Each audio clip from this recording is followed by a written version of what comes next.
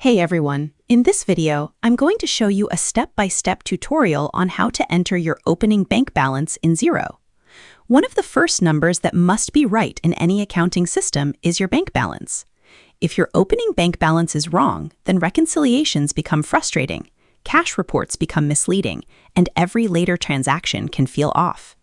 Many users blame the software when the real issue is the starting point. Your opening bank balance is the amount of money that was already sitting in your bank account when you began using Xero. It is not money newly earned inside Xero. It is the carryover balance from before you started using the platform. Examples: balance from your previous bookkeeping software, balance from manual records, real bank statement ending balance before switching to Xero.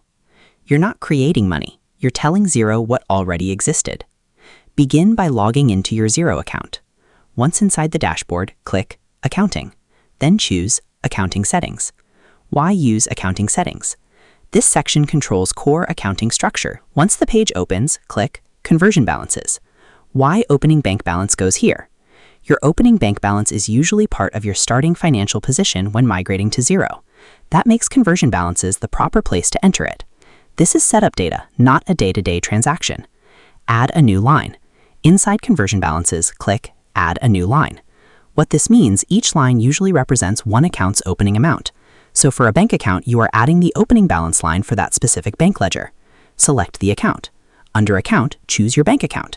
Examples: business checking, main operating account, savings account, USD business account.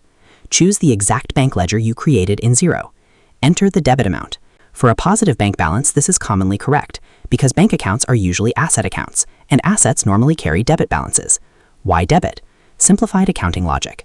Bank equals asset. Assets normally increase with debits. This isn't arbitrary formatting. It reflects accounting structure.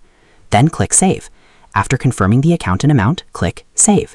What you'll see next, you'll typically see the total reflected among your conversion balances. That becomes part of your opening financial position.